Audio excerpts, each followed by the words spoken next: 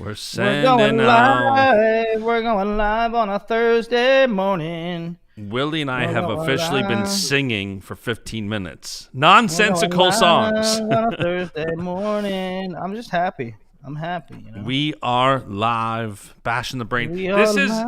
This is episode 350 of Baschamania. 350. Is it really? How many do you think me and you did together? 250? Yeah, at least half of them. Because I mean, the first like 3 years was just all interviews, and now it's skewed that now the it's interviews just sweet music. Now it's just sweet music. There are some fun interviews coming up. There are some fun interviews coming up over the next month or so. There was actually going to be 2 last week, and we all had scheduling issues, like all of us. So, but those are coming. So there will be some interviews sprinkled in. But yeah, Willie, we feel like we just did a show 10 minutes ago, and there are still people probably listening to that show. But we were talking at 7 a.m. this morning, like it's CKLV weekend. We have to preview it, and here we are. Dude, you know what's so crazy? And it has nothing to do with the field this year and the changes. In typical years, we are like gearing up, looking at CKLV entries, angles, weight classes for weeks at a time, for at least 2 weeks out, right? This year, it just feels like, I don't know, there was so much going on that we couldn't get to it until the week of. Yeah, it's crazy. It already feels like we're in mid-season form when it comes to media and content and commentary. Like, we truly do. It does. Like I was telling Becca this morning, like, it feels like we're in mid-season form. We're like, I feel like last year this time, we're like, finally, CKLV, finally a major event. Yeah. Let's go. This year, we've had national duels. We had an all-time Cyclone Cyhawk duel. Like, it's awesome. Also, I mean, I'm not trying to toot RAF's horn, but the fact that there is something else to watch, 100%. I mean, you feel like you've been doing it for a little bit, you know? Yeah, it's been a little bit of everything because you've had the excitement of, I mean, there's been, 3 cards now in the past 3 months for RAF, and we're seeing a lot of wrestling and a lot of the top wrestlers there. You have a lot of excitement every weekend, even like you have some of these top high schoolers at college tournaments and freestyle tournaments, like all across the board. The action's been ticked up a lot sooner. You just feel like you're doing less waiting around. In to kick off the year, a lot of years, it was like a little bit of waiting game, but not this year, my friend. We got a lot of good stuff. CKLV and Earl has a pretty nice, concise preview on Intermat where it gives the ranked wrestlers and a little bit of commentary and how they're doing this season, and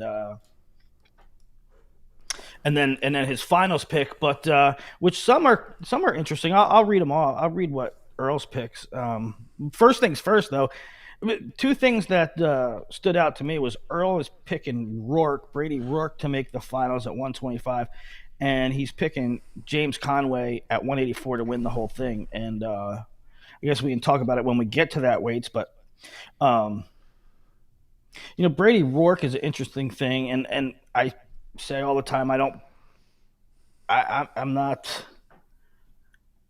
care much about this guy's 5th and should be 7th. Now, if you can rope me in, and say, Willie, get in here and tell us if this guy should be 5th or 7th. And if I feel like it, I'll look it up and say, well, I would have this guy this way. But generally speaking, I really don't care that much about the minutia of college wrestling. Minutia. But the one with Rourke is really interesting. I don't know what Intermat put him, but Flo put him real high. Let's see. Hey, I got a question if you want to talk a couple of small news tidbits before we get to CKLV. Yeah, let's talk some news tidbits. Let's talk some other let's do a couple intro. News. Yeah, let's do a couple news tidbits to start the show. Teague Travis, Oklahoma State. He's been there 4 or 5 years now. He's transferring right now to Mizzou, where he will be a redshirt senior and competing this second semester. That caught a lot of people off guard. You don't typically hear of December transfers. What'd you make of that? Interesting to me. I obviously that indicates that he got beat out for the spot, right? And it's your senior year, and so what are you gonna do? Go have some fun, go out with a bang. So yeah, and he was. I like it. I like Teague Travis. He had a really solid career where he worked his tail off to get in the lineup, and he was a thing the last year or two. And so I hope he has a good senior year. And a little added color that I'm actually surprised the high school brain Willie didn't let people know. He's going home to Missouri. Teague was a 3-time Missouri State champion in high school before transferring and getting a 4th state title at Stillwater. So he's going home to Missouri. That's where he's from, 3-time state champ there. So it's kind of cool. It's kind of like we saw it with Bear Claw going to Utah Valley and going back to Utah. I believe that's where Terrell is from. So cool to see Teague Travis go home. Willie, we'll stick to the high school theme. There's a little twist in there. That twist little and shout. I think that fans might find interesting is that he was going to go to Tech. Really? A week or two ago. Oh, is that the one you dropped a little golden nugget on the show? You wagged the bone and said, "Hey, interesting." He was going to Tech. And, obviously something happened. I don't know the details, but something happened in there where he's going home. He's going to Missouri. I think it makes sense there. They have a situation where they have Josh Edmond, who's a senior at 49. They have they were tinkering with the idea of Seth Mendoza at 41, but it sounds like, and I don't know this for a fact, but, some things I know for sure, and some things I just read in the tea leaves, but it seems like they were considering starting Seth Mendoza this year at 41, but that he got too big and he can't make 41. Interesting. Because, and I say that for 2 reasons. Number one, they listed Seth as the starter. I remember that for the national duels roster. They just listed Seth Mendoza, not or. They listed Seth Mendoza. Okay, so there was obviously at least a pretty decent feeling that he was going to be at 41. Then he wrestled 57. So I was like, man, he ain't that big. But apparently he's not 57 big, but he's 49 big, and he wrestled up for the team. But so with Mendoza having a red shirt and Josh Edmond being a senior, and Josh Edmond really, he really took one for the team over the course of the years, going 149, then going 41, doing whatever the team needed him to do. You let Josh Edmond wrestle his senior year, Seth Mendoza red shirts, and then now they bring Teague Travis in, and Teague Travis can either start or compete for that starting spot. And next year, you will have Mendoza at 49 and Colin Rath at 57, which is what I expect. Some good insight. All right, Willie, next up on my list of tidbits. Gray Burnett announces he's going to Penn State. Yeah. And number one, you had the Boo Birds and for a little bit of context for the college fan, Gray Burnett is Willie's 4th overall recruit in the class of 2027. So a monster get for Penn State. And 2 of the instant reactions, number one were the Boo Birds, like shocker, Penn State gets another top guy. But the second one was, and this is where like the analytical people and the Bashadas of the world who love like breaking it down, they instantly look at the lineup and say, here you had Penn State so heavy up top for so many years with, you had a hole at 125 kind of, and then you got Lillidahl in there and you didn't really have too much depth. Now you kind of do with Mendoza and this and that. Now you got Landon Seiden coming in. You got Gray Burnett coming in. What do you make of this move? How about the 1 year? Penn State rolled out who'd they roll out against Spencer Lee? Like somebody I can't even place the name of right now. Kid from New York. And he damn near took Spencer down right off the bat. Are you talking about Marco Vespa? Yes. Yes. I mean, listen. Remember that? Listen, I never started a match for Penn State, so I ain't throwing no shade. But one of these things is not like the other. You don't go Roman Bravo, young Nick Lee, Marco Vespa. Okay. And so like they've had some spots where their 25 was, a little dicey. But yeah, they're loaded up down there, and so I didn't really pay attention too much to social media yesterday. I had a lot of work to do, and I wasn't on social media a lot. But the little that I did pick up was, what's he going there for? They got so many guys, and Desmond and Lillidahl and Blaze and this guy and Ono and blah blah blah blah blah. Which, yeah, they got a lot of dudes and a lot of. I mean, how do they fit in? But remember, Gray has 2 years of high school left. He has 2 years of high school, and a lot of these guys, whether it be Lillidahl, whether it be Blaze, not Desmond, but they all got Olympic years that they can fit in. Gray has an Olympic year that he can get in. Yeah, it's kind of crazy when you look at it and think that, like, Gray Burnett may not wrestle for Penn State till 2029. Like, it's crazy because he's got, again, if he's got 2 years left in high school, then he could redshirt his freshman year. That's 3 years. Yeah. Yeah. So they'll figure it out. I think they'll be fine. I don't think it's. I mean, because I think it's Penn State. Because it's Penn State, it's like, oh, they get everybody, and how they all going to fit in the lineup. But it's way down the road. Weren't you also thinking that it seemed like Gray Burnett to Ohio State was a done deal? No, you know what? It was weird. It was weird. So I think Gray at the end was Penn State, Ohio State, Nebraska. Yeah, those are his final three. Oh, did he say that? Did he announce that? Yeah, we put a graphic out. So, but I thought that Nebraska was a long shot, and Gray's family, they're Ohio born and bred, and like they go to Ohio State football games regularly, and when the Buckeyes are playing football, they have parties. I mean, everybody watches.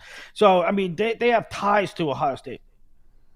But I think with Marcus going to Penn State helped. I mean, obviously Penn State's track record helps, right? And then with Marcus going there, and then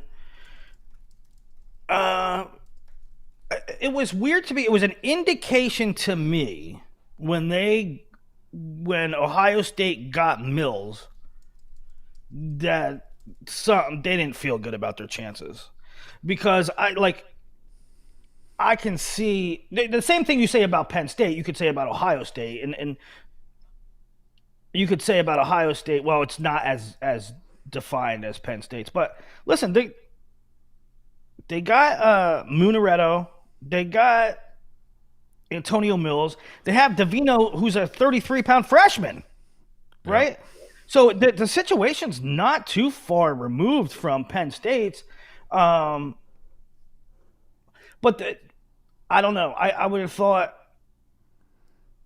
either if I don't know if Ohio State would have flipped Mills if they felt really good about Gray. Maybe they would have. I don't know. That's true. Number one. Number two, I don't know. It sounded weird, like I don't know. It sounded like when Marcus went and committed to Penn State, there was some dynamics there. Yeah. I don't know. With that same high school. So, I don't know. Some dynamics. Yeah. Another what? Somebody in the chat actually asking if Mills goes 125. I don't think so. He got some pretty good size. I mean, he got another year of high school, and Ohio State's pretty set at 25 as far as They got bodies. They got Kilkiri. They got uh, Buzakis, and they got three solid guys who will be upperclassmen. So I think you let Mills redshirt and fill out and learn the college ropes. And I wonder if Davino eventually goes 41. Interesting. Yeah, Ohio State's got a strong lightweight squad right now. And they got strong upperweights too. I mean, they have solid upperweights right now. Plus, A strong team, period. Yeah, I mean, plus they have. Man, there's a heavyweight. I'm forgetting. Oh no, they have Adam Waters, Nikki Singer, and Michael Boyle. So they got the number one 75 pounder in the nation. They got the number one 190 pounder in the nation, and they got the number one or two 215 pounder in the nation. That's insane. yeah, All committed. wild. Great class for them. Great class. Another announcement of moves, hires in that realm of things. Kevin Jack, NC State assistant, 3-time All-American, announced that he's going to be the head coach at IMG Academy's new wrestling program, led by Dr. Enoch Francois, who's the director. Francois, who's the director of ops. And NC State, they're losing a good one in Kevin Jack. You can definitely tell that they're very bummed to lose him. Were you surprised by that hire? Yes. For a few reasons, I credit Kevin Jack for taking the challenge, and I think that high school wrestling, it could be a really unique thing for high school wrestling. Yeah. But I think there are big challenges with it. I was surprised to see. I mean, Kevin was on staff, right? He was like 100. Yeah. He was on staff at NC State. So, I don't know. Maybe he has a vision and a plan, and he's going to get to it. I hope he does. But it does have its challenges. You have enrollment and monetary earmarks from what I'm told. You have to hit certain marks. You got to bring certain kids in. You get some scholarships where you have some slots, and I'm bringing this guy in, that guy in, this guy in. But you also have to bring in X amount of paying students. So that's challenging, number one. Number two, they're not going to be sanctioned. So I am all for, I'm okay. I like what Valiant Prep does. Now, Valiant Prep is trying to get sanctioned, but they have a club, they have a school, they have a club team, and they hit some events, any events that they can, but they can't go to the state tournament. They can't go to Ironman. They can't go to Beast of the East. They can't, I wanted them for Fab 50 duels. They can't wrestle most teams. IMG is going to be the same thing. So while you can, and I think it's fine. I think what Larkin's doing, out there in Cejudo, they're preparing kids. They're getting them really good in freestyle. They get them into college. Caleb's kicking butt, right? So I don't think that you have to go to the state tournament. I don't think you have to go to Ironman. I don't think you have to go to Doc B to necessarily become a good prospect. However, it is really tough. We live in a world where I talked about helicopter parents for better or worse, that term, a couple shows ago, and back then on that show I said you sort of have to be a helicopter parent. I'm saying that you're almost required to be. You can't travel and go places without a parent being right, your travel agent, your mentor, your guidance, your checkbook, your confidant. So but what the downside of the helicopter parent is a lot of times they want things that are to me not important. Like, I want you to take third in the state. Well, you be better place in the state tournament. We got to go to the state tournament. Oh, we got to place a beast of the East. When that is not needed, that is not necessary to be a good college wrestler. And so that's a long way of saying this dude in 7th grade, 8th grade, Kevin Jack's he wins Tulsa. He places in Tulsa. He places in Super 32 middle school. He might be an 8th grader that places at U15s in Vegas. And Kevin Jack's going to recruit these guys. He's going to say, hey, come to IMG. I'll train you up good. We're going to have good partners. You're going to have good. And Dad's saying, yeah, that sounds IMG. That sounds great. Oh, look at the facilities. Look at the thing. And it's going to sound great. And then they're going to say, what's our schedule like? And they're going to say, we don't wrestle anybody. And they're going to say, what? You don't go to national preps? No. Wait. So, but you go to Ironman, right? No. See, we can't do that because we're not sanctioned. And Dad's going to say, no. How hard is it for them to get sanctioned? Ain't happening. No? Ain't happening. My knee-jerk reaction to will they get sanctioned was, I feel silly even asking people this question. Like, they might laugh at me. Like, and I'm like, hey, could they get sanctioned? And they're like, their knee-jerk reaction is, hell no. And I was like, yeah, but I had to ask. Yeah. And so I think it would be a total game changer if they could get sanctioned. Hopefully I'm wrong. Yeah. And hopefully those people that told me they won't get sanctioned are wrong. And they do get sanctioned. But like Valiant Prep couldn't get sanctioned. IMG. I mean, there is another path for IMG and for Valiant. And that is if they could get into national preps. But national preps and like national preps would be better. I mean, national preps is great. They don't need anybody else. I love national preps. We love national preps. I really do. I really do love national preps. I love the people. They're great people. It's a great organization. That, like, it's not wonky like state organizations. It's a national prep wrestling.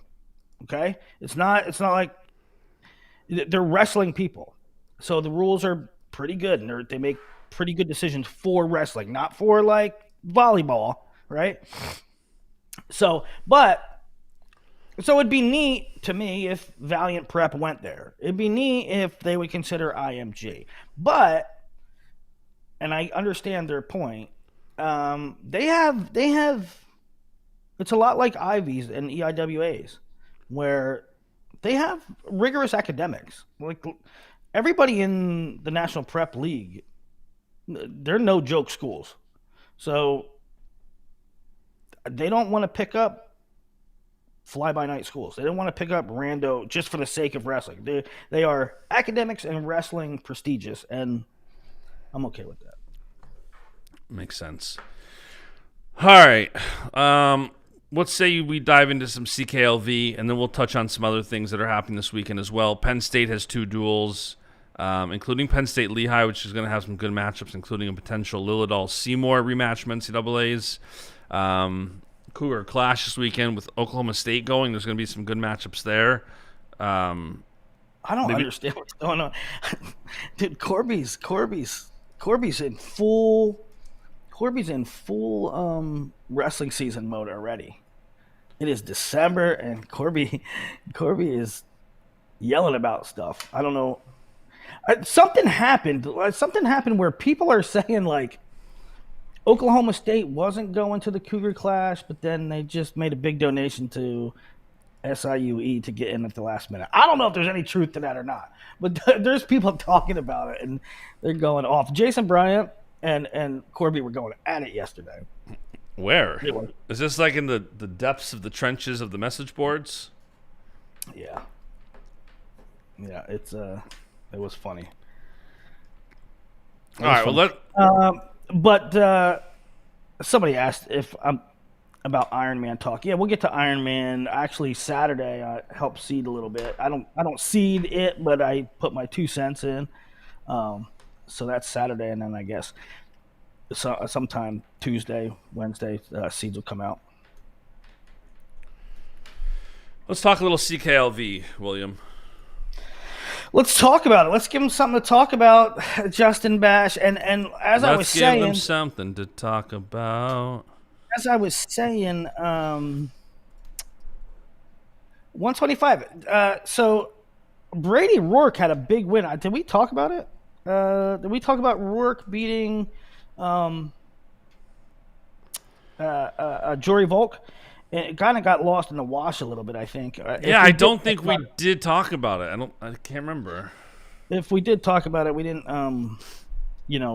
put a whole lot of color around it. But I mean, it's a massive, massive upset in that, now I know who Brady Rourke is. A lot of diehard wrestling fans know who Brady Rourke is. They probably caught a couple of his wins last year, but most people do not know who Brady Rourke is. And so he beats a guy that's a junior world champ, an NCAA All-American, and it's like, whoa, where'd this guy come from? And but the rankings were something that caught my eye because for everybody that sort of bitches about Flow Intermat rankings, 90% of them are pretty dang close, right? Now this is one that was real far off. Like Intermat has Rourke at 19 and Flow has Rourke at 6. So that's a big one, right? You don't see that a lot. And I am not saying this because I'm partial to Intermat, and I am partial to Intermat. I think Intermat's rankings are typically, like, they're close, but typically when there is a question, I lean towards Intermat's decision. That's not a knock on Flo or Kozak or whoever does. Yeah, Kozak does them. I just don't quite understand Rourke. So what I do in that situation, dumping everybody. Because it's funny, I've told you before, like, do you have any indication of why there would be such a massive difference between these two guys? And one thing that I do quickly is I go to WrestleStat and say, what are they in their rankings? Because their rankings are just algorithm-based.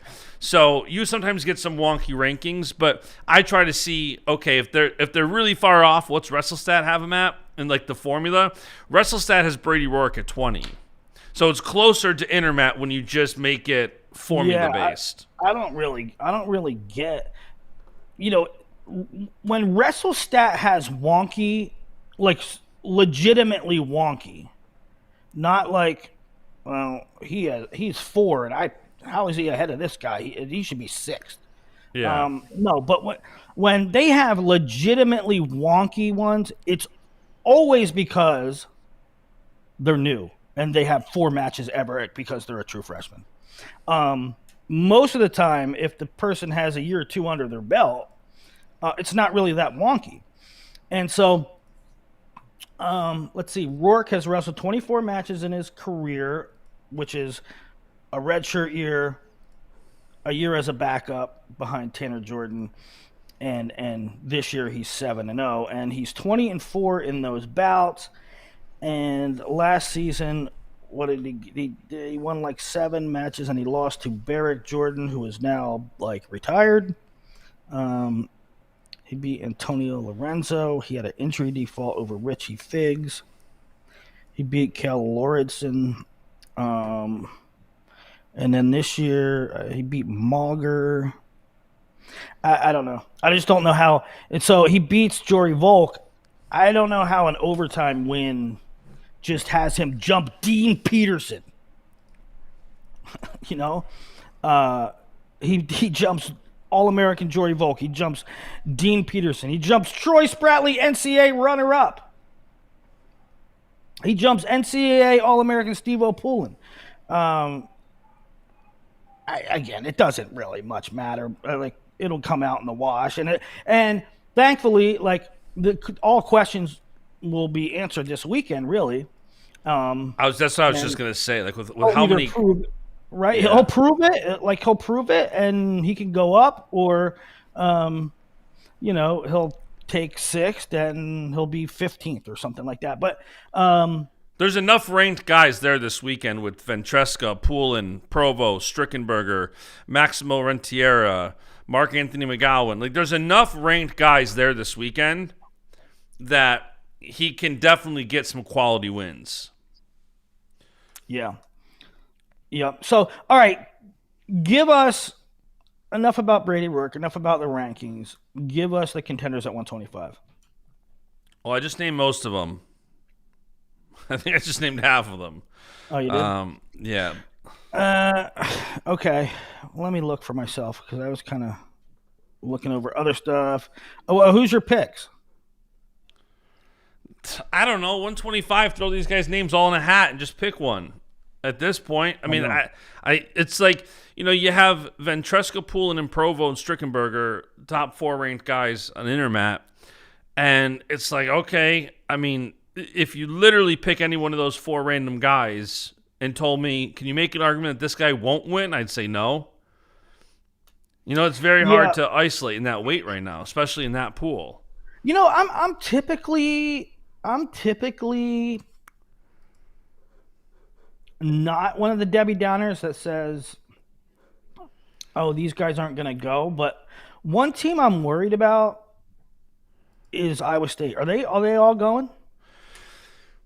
I was actually going to text Elam this morning. Let me text him right now. I'm going to text him. It's like, pull in. I saw Iowa State put a thing like travel pictures out. So I know like the team is going. They put travel pictures like business trip.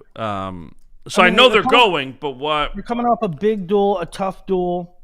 And then they have another trip east after that. But I hope they go. I think they really solidify the field. And so, like, I hope Elam's there. I hope Zerbin's there. Well, I just texted Elam. We'll see if he gets back to me before the show's over. I believe Nico Provo listed. Nico Provo apparently not dead. We love Nico here. We love Nico. We just haven't seen him. We don't even know if he exists. We love Nico. By the way, a lot of people are looking for fossil evidence to confirm the existence of Nico Provo. I don't want to get ahead of myself here because we got to go weight by weight, but I need, from a crystal ball, you need to watch this matchup. We need Elam to go because I'm picking Elam to win if he goes this weekend. You have Rademacher over him in crystal ball. I'm so intrigued by a possible Elam Rademacher match this weekend. So am I. It's maybe the match I want most this weekend. And you know what? I don't know how they seed. I thought that Earl did it from Intermat, but it might be Seton Hall Pirate. But it might be CKLV, or it might be a combination of them. But however, so you don't really know. You have no clue. I forget. I'm almost positive Earl did them, and I'm almost positive that Seton Hall Pirate at one point had some input. That being said, I think that Earl does them, and now here's why. Number one, because he definitely did them one time, and number two, because if you look at his picks. He has guys like he doesn't have Rademacher in the finals, and I think he would have Rademacher in the finals. The problem is, I think he has Elam beating Rademacher in a semi. Interesting, because they rankings wise, and he's going to go. His seeds are going to go by rankings. He has Elam's the highest ranked guy. Rademacher's the 4th highest ranked guy. So I think, and he doesn't have Rademacher in the finals. So I think. Earl seeds him. Interesting. That's a good tidbit. I mean so I believe semis are at 1 p.m. Eastern on Saturday and finals are at 6 p.m. Eastern on Saturday. So we have a big sports weekend, conference championship weekend in football. Saturday is going to be some great games. do not miss this. 1 p.m. Eastern semis, 6 p.m. Eastern finals. I believe action kicks off Friday at noon Eastern, and then quarters are at 9 Eastern Friday night on Flow. All right, you got to go. You got to go. Give me Ventresca. I'll just a little hunger after being upset by Rourke. Give me Ventresca to win it. Chip on his shoulder, gets back on top. I'll go. Now, Ventresca did also just beat Vincent Robinson at National Duels, which I thought was a good one. So, yeah, I'll go Ventresca. Here. Jet Strickenberger. I like that pick. It's a multiple day weigh-in. He wrestled at Ryder. He lost to Tyler Klinsky, and he just looked completely sucked out. It looked like he was not in his own body. So if he, I don't know, if he had a bad cut, he 100% had a bad cut. But is it a bad cut that was a one-off, or is this like, dude, he's going to struggle every time down at 125? So I'm really interested because if he makes weight okay, he's a guy, he could beat any of these guys. Yeah. I like that pick. I know Brady Rourke. I know Brady Rourke is coming off a big win. I just cannot pick him running this gauntlet. Well, I think running the gauntlet, and also, like, I mean, we kind of saw it with Ryder at the All-Star Classic, and we saw it with Dean beating Stout. How often is there that classic letdown after a huge win? You know, it's like, it's very hard for me to pick guys going back-to-back, and I'm kind of doing it. I think Elam wins this weekend, and that would be coming off a huge win over in Dean. But, yeah, it's definitely like Brady has that huge win. Now he's got to come off of that and string together, hell of a gauntlet performance. So, well, he's had Rourke in high school. He would have these spots where he knocked off somebody ridiculous. Yeah. But he also would knock off somebody ridiculous and then lose his next 6. I think the one time at Elite 8 duels he went 1-6. I'm not even kidding. So he can have these big moments. He's capable, but can you string him back to back to back? And I don't know. Give me Pullen over Ventresca. Okay. No, give me Eddie over Pullen. Give me Eddie over Pullen. I also want to see Mark Anthony McGowan. I love Mark Anthony McGowan. 133. Evan Frost, Tyler Knox, love it. Dylan Campbell on my fantasy. He's my fantasy starter.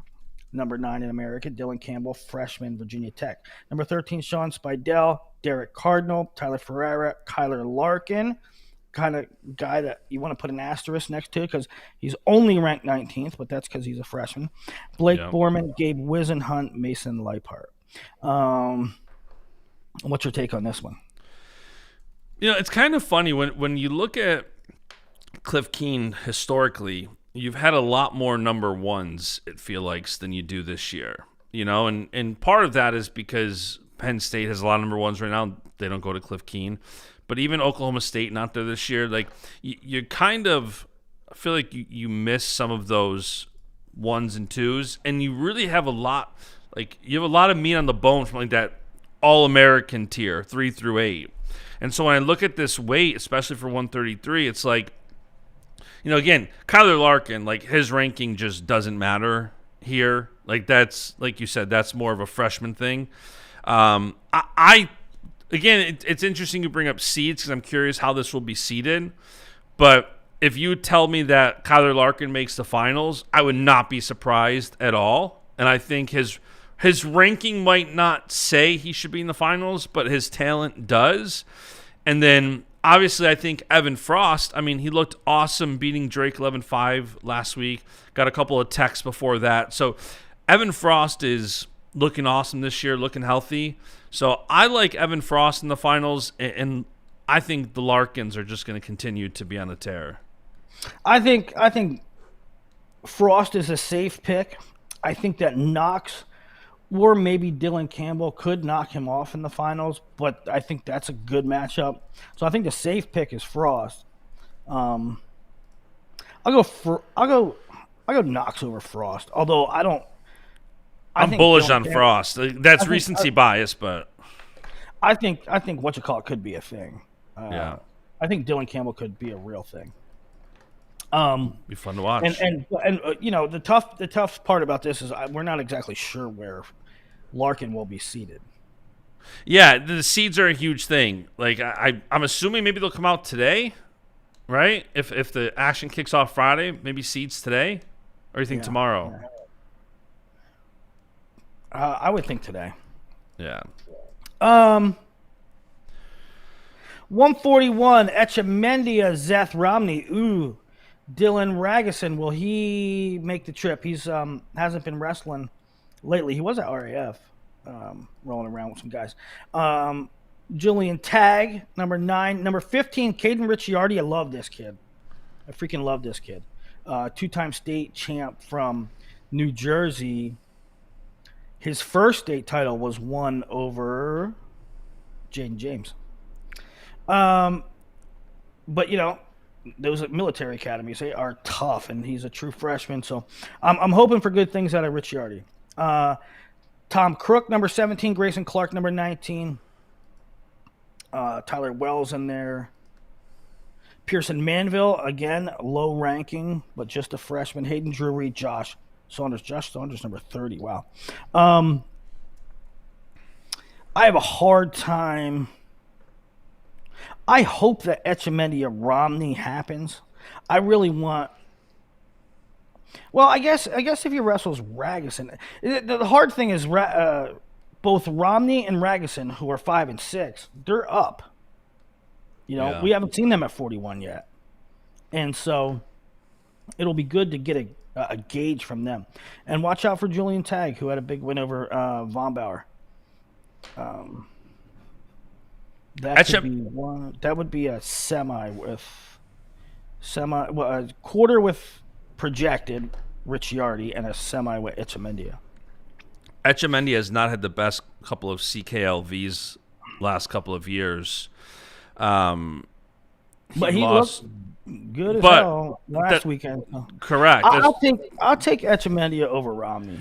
I think this is a nice bounce back year for Etchemendia at Cliff Keen. He struggled with beating the top guys there. Last year he lost to Ridge Lovett and Jaden Abbas, and then we didn't see him again. Cliff Keen was the last time we saw Etchemendia last year. But Etchemendia looks healthy. He looks strong. There's a dominant, almost tech over Bailey. I really like Etchemendia here this weekend. Again, some of this is recency bias, but we don't know where Ragusin kind of is. Pearson Manville, I think he's capable of anything. The kid's incredibly talented. But with how strong Etchemendia is looking right now, I'm probably going Etchemendia. Yeah. Earl took Ventresca over Work at 25, so despite him ranking him low, he does believe in him. 133 took Frost over Knox. 141 he took Etchemendia over Romney. Did you take Romney or Knox? I didn't pick one. Romney or who'd you take in the finals? I guess it comes down to I would love to see Etchemendia and Romney. So give me that. I'd love to see that. 149 all the way up to number 2, Kyler Larkin. Number 3, Lachlan McNeil. Number 4, Jackson Joy. Jacob Frost. Number 10 is the entry. Number 11, David Evans. Number 12, Aiden Valencia. Those are your top guys. Noah Nininger, a true freshman, at 149 is the entry for Tech. So fun weight. Very fun weight. It really is. 1, 2, 3, 4, 5. That would be Valencia Larkin. How fun would that be? So a quarterfinal would be Evans Valencia, which we already seen. And the winner gets Larkin. That would be fun, right? Yeah. David Evans, it's kind of funny. Like from a ranking standpoint, you have the 2, 3, 4 in Kyler Larkin, Lachlan McNeil, Jackson Joy. Then you have a break. Then you have 10, 11, 12. Jacob Frost, David Evans, Aiden Valencia. So, and you actually have another one with 23, 24, 25. It's funny how this is, but that like middle tier there, the Jacob Frost, David Evans, Aiden Valencia. This whole weight for me is going to be a fun weight to watch. Especially, I can't wait to see how it's seeded and what the actual matchups are. But very fun. Yeah, it's really tough to see Larkin beating Lackland the way he did and not picking him. Correct, 100%. At least for a high placement, So I'm gonna go. I don't know. I really would like more of a sample size. I don't want to say Larkin beat Lackland, so therefore Kyler Larkin is a major better than Lackland. It was one match, okay. But that being said, I'm still taking him. But so to me, this is a confirmation moment for Larkin. You did it. You got the ranking. You got the win. Can you do it again? And he's not just going to have to go through Lackland again or Joy, but maybe a Jacob Frost, maybe a Aiden Valencia. So it's a good spot for him to be in to kind of seize that top tier status. Yeah, and I will take Larkin.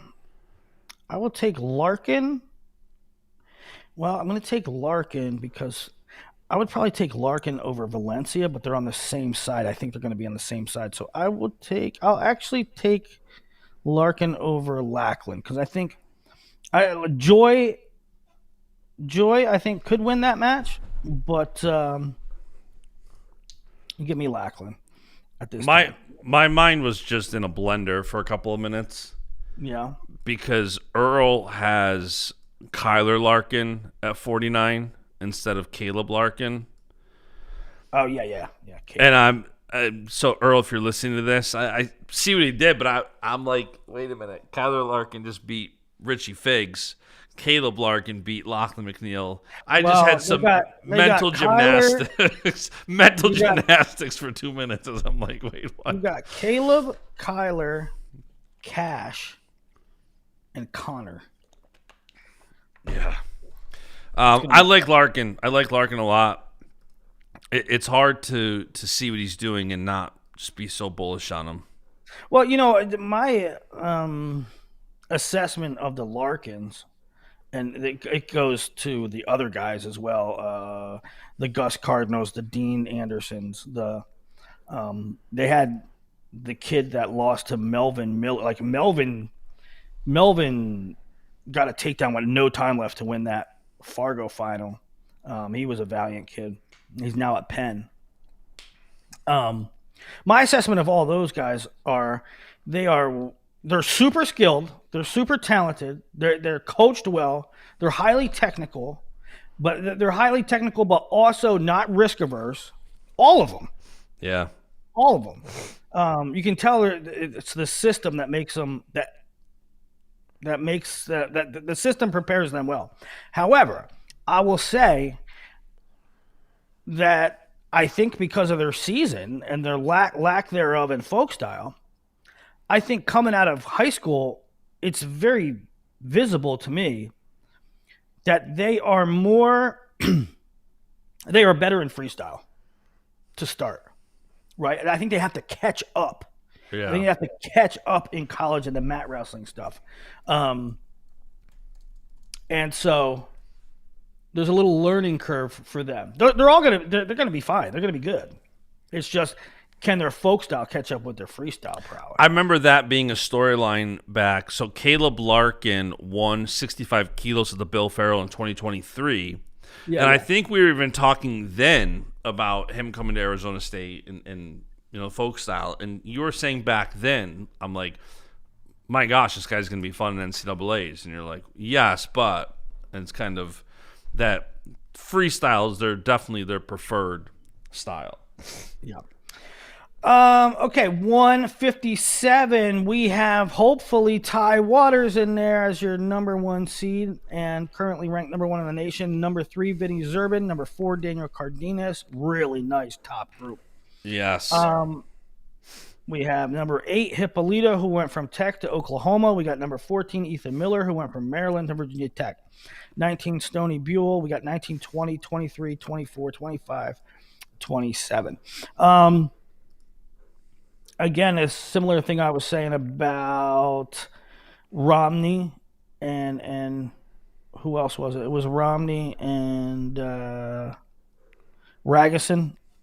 First time up. First time we're really seeing them up at their new weight. This is the first time we're seeing Ty, right? Like he wrestled like one match last year at 57 or something like that. I believe Ty. He's 5-0 on the year, so he has wrestled. But nobody. Yeah. Right. The WrestleStat rankings were 138, 63, 81, 27, 110, right. And the 27 was D2. Right.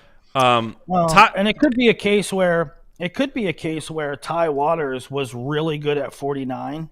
You never know. You never know. Like Nasir Bailey going 33 to 41. You don't know how it's going to go, and so far it's not going great. But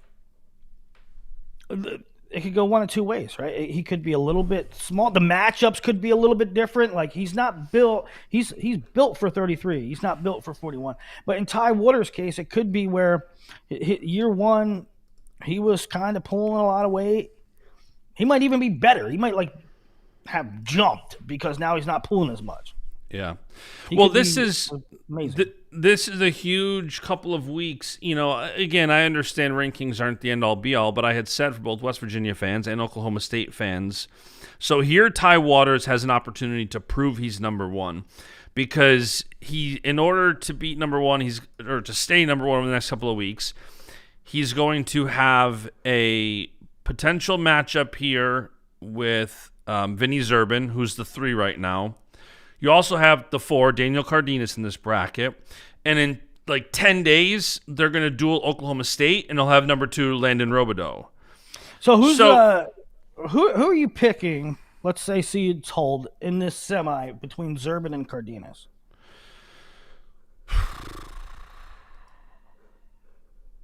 I want to... That's why I asked the question. It's tough. I'll go Zerbin, because he looked dominant beating Jordan Williams. But again, some of that's just recency bias of how good he looked last week. And that was really the other guys he wrestled earlier this year at the Cyclone Open. They weren't anybody that's as you say, small sample size. Yeah. So I really like what Vinny Zerbin did last week.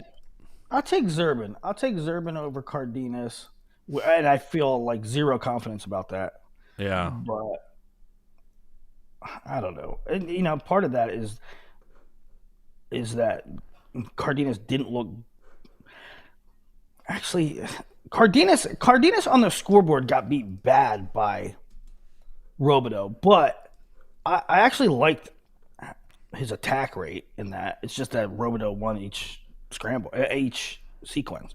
I don't know. That's a toss-up to me. I'll go Zerbin for now. I guess he looked good last week. But I'll go Waters in the finals. Waters over Zerbin. Earl picked Zerbin over Waters. 165. Joey Blaze up. Another one up at a different weight. Joey Blaze, 4th in the country at 165. Hunter Garvin, number 6. Drake Rhodes, Ty Whalen, Dylan Gilcher, Nico Ruiz, Connor Uten, Lou Sergio.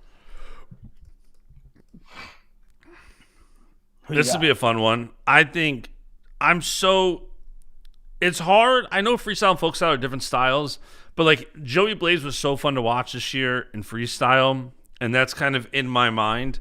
So I have really high expectations on Blaze this year, and I think this is going to be one of those tournaments that really backs up where his ranking is right now.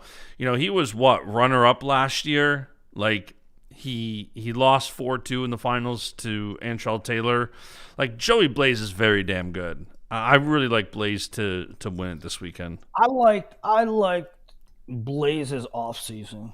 And sometimes that can get messy. Correct. Sometimes you can look at freestyle, the kid's a freshman or so. The kid's younger.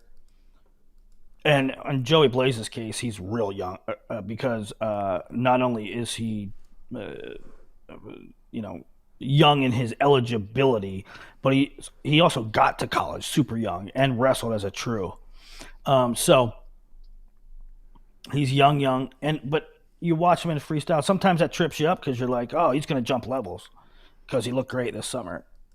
I know that's what, but by the way, it's not just the off season. He did have an NCAA runner-up finish in March, and then had a good off season. You know what I mean? That's why I think he's another one, kind of like Waters. I can see Joey Blaze moving up a weight and actually being better because of it. Yeah, because he's not pulling so much. I mean, Joey Blaze has a big frame, and when I talk about like his excitement, and I know sometimes you poo-poo on me when I tell you people tech guys that are ranked 100 plus, But if you look at Joey's 5 matches so far this year, he's put up 19 points, 18 points, 14 points, 24 points, 21 points. And I know what you're thinking.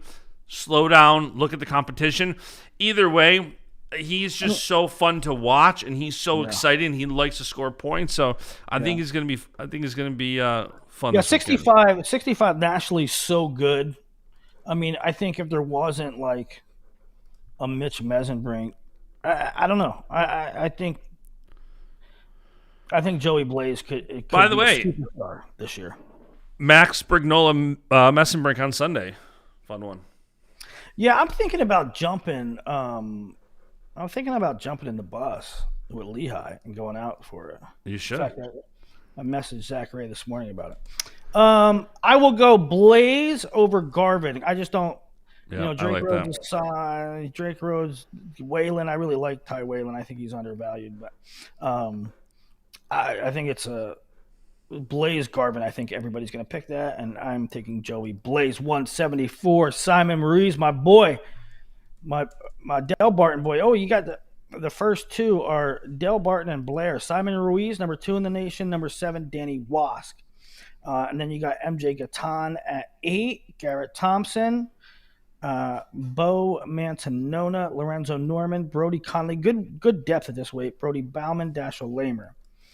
I'm a Simon Ruiz fan. I think he gets through everybody now. But 1, 2, 3, 4, 5.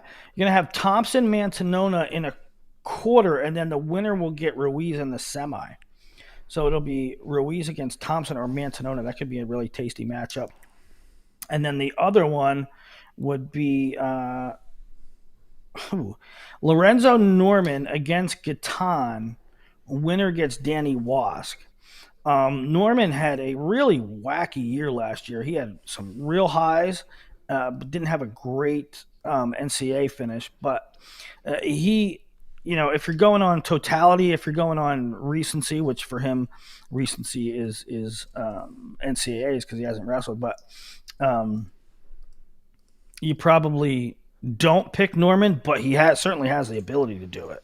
At Norman, and let's say Norman would get through Gatan. Danny Wask was his high school teammate, his practice partner for years. So, interesting matchup there. I will go. Earl went Ruiz over Wask, so he went chalk.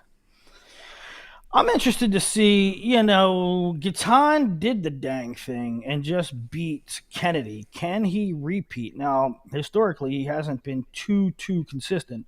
I think this is a big spot for him. To if he's really a player at this weight, yeah, we saw you beat PK, but can you put him? Are you really here? Are you for real? My fantasy team hopes so. I would say too, the All-Star Classic results don't stick in my head as much because you go to WrestleStat every single day and you don't see those results, so I'm not reminded by them. But Simon beating Pinto at the All-Star Classic, where he was down, I think, 6-1, and then came back and won 9-6. That was just one of the matches that really stuck out to me at the All-Star Classic. If you'll have me in the fan club, I'm in the Simon Ruiz fan club. I'll get on board. I'm really excited for what he can do this weekend. Yeah, I'm going to pick him. I'm like a Simon Ruiz I'm like The president of the fan conductor club. on Yeah. Yeah. And I will take. It's hard to. I think Norman could do it, but Norman, like, and MJ too. MJ would have to go Norman, Wask, Ruiz. I'm just not ready to. I really hope Gatan, like, we talk about the letdown spot. That was such a great win for MJ. I do want to see him now back that up, and I don't want to call it a fluke, because a win is a win, and that is not a fluke. But in the terms of, like, maybe a one-off win is a better case to get a strong one-off win. I would love to see MJ keep that momentum. I would too. I'm not. I'm not gonna pick it though. I'm gonna pick. I'm going Simon Ruiz. I'm going Simon, but over who? I'm going Wask.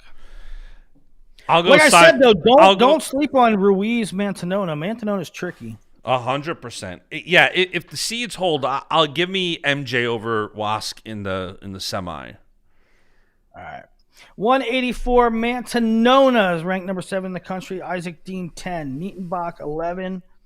James Conway of Franklin Marshall, 12. Saldano, 13. Jared McGill of Edinburgh, 15. Azaroff, 18. Azaroff is a guy that I thought might make a good jump, but he hasn't been great to start the year. He did like a gray shirt last year. And we'll see if he comes around. I thought he might jump levels. We'll see. Ian Bush, Cole Muehlhauser. For 184 being the weight of the year, this is not the weight of the tournament. That's for sure. I mean, it's solid 7, 10, 11, 12, 13, correct. 15, it's solid, like, yeah. Not superstar-ish. Real quick, I'm going to go Mantanona. Same. But I'm going to go Mantanona over Nietenbach. And all that being said, I hope. No, I'm going to go Mantanona over. Man, I'm going to go Mantanona over Dean. All that being said, I hope James Conway has a good tournament. I hope he, Earl has him in the finals. I hope Conway has a good showing. Franklin and Marshall. It would be. Great story, but I don't see Conway beating Mantanona.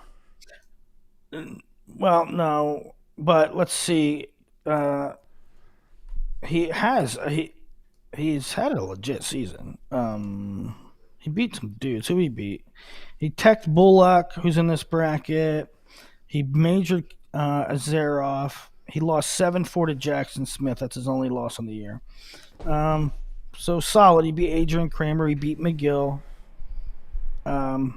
He's solid. Yeah, I won't take him in the finals, but. I'm not taking over the Mantanonas. I'm going Mantanona here. And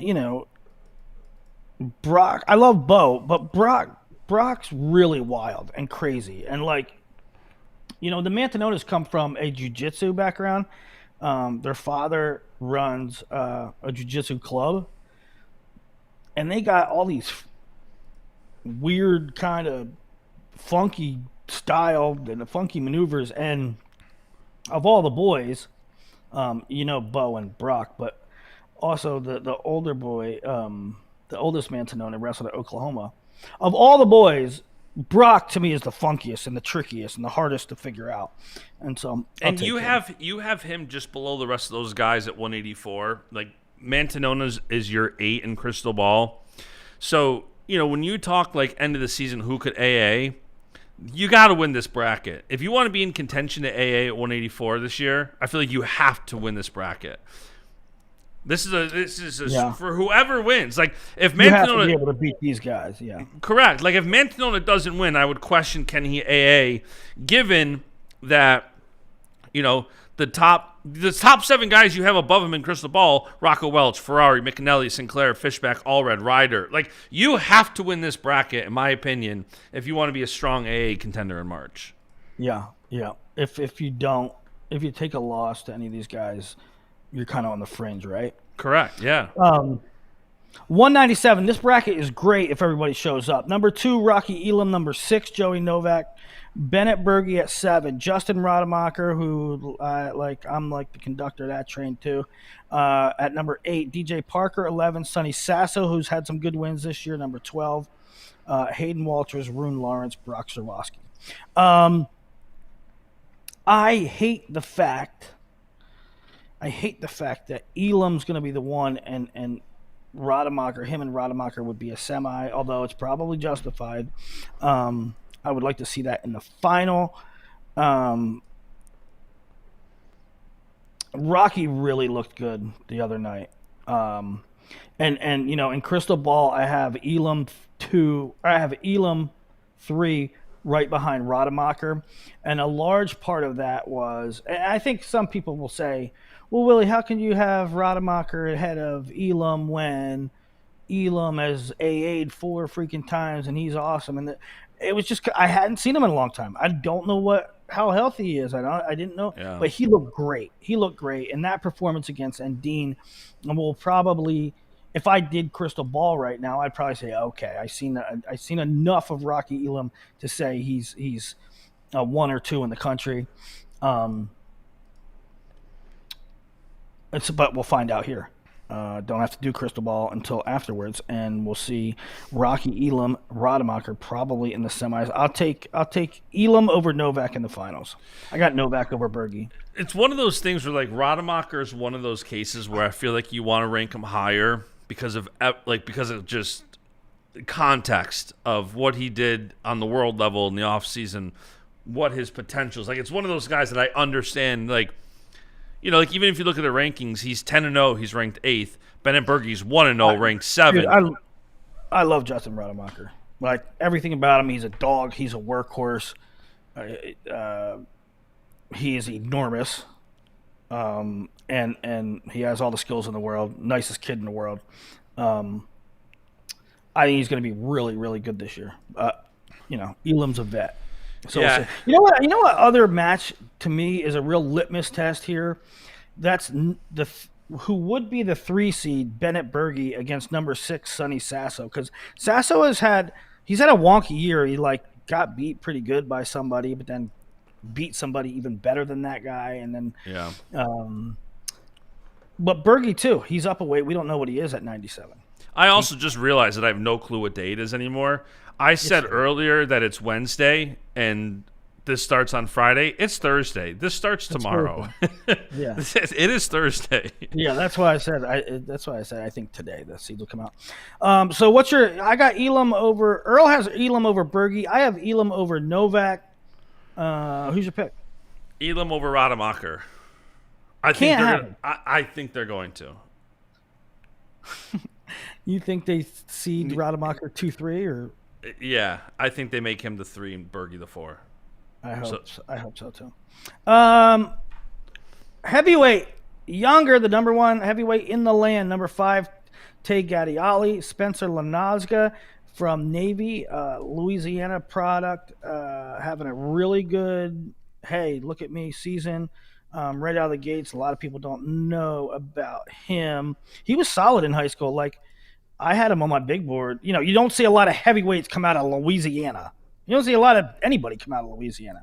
But they got a couple guys this year. They got the Frost brothers, who are really from Louisiana, and Lanazga. But now, I say I know about Lanazga, and I did, but I had him 110 on the big board. Yeah. So I did not expect – I expected him to be solid. I thought he could be a dude. But I didn't expect number 11 in the country as a freshman. Jimmy Mullen, 16. Trevor Tinker, who's about 6 foot forever. Luke Rasmussen, David Zuba. Christian Carroll also in this weight. So that's a guy to keep your eye on that's way down in the seeds. He could knock off some guys.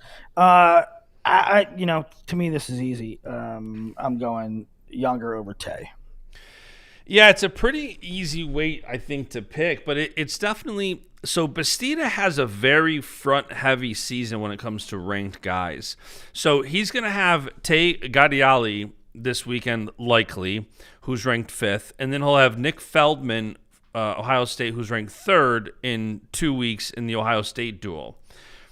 The second half of the season gets a little bit easier for Younger. So once we get through December, we're not going to see Younger against as many of these top guys. I don't think he sees another top 10 guy the rest of the year. What? Yeah, the way the schedule falls. It's kind of so much of the heavyweights are Big Ten.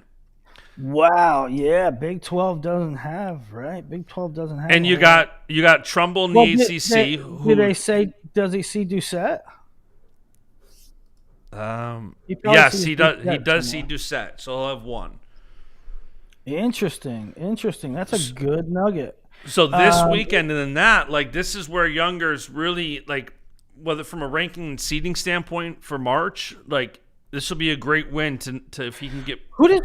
Who does Iowa State see at Journeyman at Collegiate Duels? I think that's where they'll see Ohio State. Oh, okay. So you're saying this tournament, then Feldman, then he doesn't see anybody for a while. Correct. Doucette at the Oklahoma State duel. How about that? That's awesome. I mean, Iowa State really has and now is a good segue because we'll talk about the team race real quick. Iowa State really has a runway to capture headlines for like almost a month, right? They beat Iowa in a big duel, and everybody's buzzing about them. Yeah. Can they go to Cliff Keen and win that?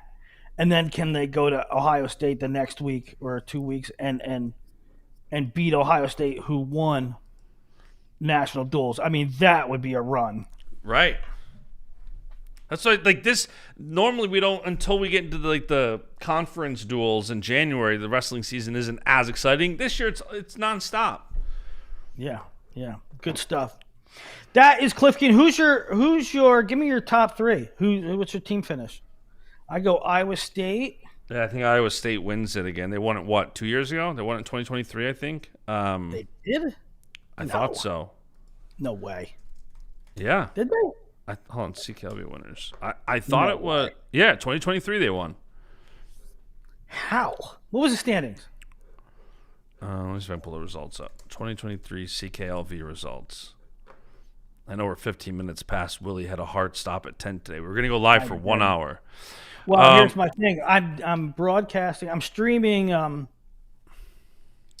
number 2 Faith Christian at number 25 Wyoming Seminary tomorrow at 7. Join in. Should be a really good duel. I think now Faith Christian should win pretty good, but Wyoming Seminary is much better than they could be much better than 25 in the country, and there's going to be some really good head-to-heads. But so that's why my stop time was supposed to be 10 because I have to test. I'm doing a lot of testing. So 2023, Iowa State 130.5. In second place, Nebraska 125.5. Third place, Ohio State 123.5. Fourth place, NC State 115. So it was a tight team race, 130, 125, 123. Iowa State, Nebraska, Ohio State. I thought 2 years ago was when did Ohio State win it last year? Because so. Nebraska had a run for a while where they finished 1, 2 or 3 years in a row maybe. 2023, huh? Anywho, who takes second here? I haven't done the math. Michigan, huh? Michigan takes second. Yeah, I can see that. Yeah, I can get down with that. Michigan takes second, and then I don't know. Cornell's missing so many guys. Maybe Tech. Maybe Tech. All right, boys and girls, that was a show, which means big recap show coming on Monday or Tuesday with the results of Cliff Keen and a lot of Penn State action. Penn State Drexel tomorrow night. Nick Costco on the call for that. And then Sunday, midday, like 1 o'clock, 2 o'clock, Penn State Lehigh. We're going to get some good matchups. Messenbrink Brignola, maybe Lilidal Seymour rematch from NCAAs. So That duel could be if You won't go. You won't go to Penn State, Lehigh. Maybe You won't. I will. If you go, I go. Is it at Penn State? Duh. So it's 3.5 hour drive. I might. We'll talk. Hold on. Let me look. What's the rant? Is that the boom? Is that boom? Oh, rant? never mind. Bengals at the Bills. Joe Burrow. God. Joe Burrow coming to Buffalo. That's the one. You're gonna say, they're playing the Bengals. The Bengals are like 3-16. Joe Burrow is back, and I looked don't great. care. If you guys lose to the Bengals, I'm out. The Bengals whooped the Ravens last week, 32-14. Joe Burrow is back with a vengeance. So even though the Bengals, the 6-6 Ravens. The ranch is Lakewood Ranch Country Club in Florida. Oh, do you drink pinky out with your what are they called? Mint julep, the country club. I don't know what a mint julep is. You don't have a Champions Pythons. I don't. Which is Greg Hutchinson's reptilian extravaganza. Yeah. I wish Greg Hutchinson, Mario Hutchinson. Yep. I wish they were on this side of the state, the good side of the state. But they're Yinzers. They're all the way out in Pittsburgh. Anyway, see you Monday. Go Bills. Go Bengals.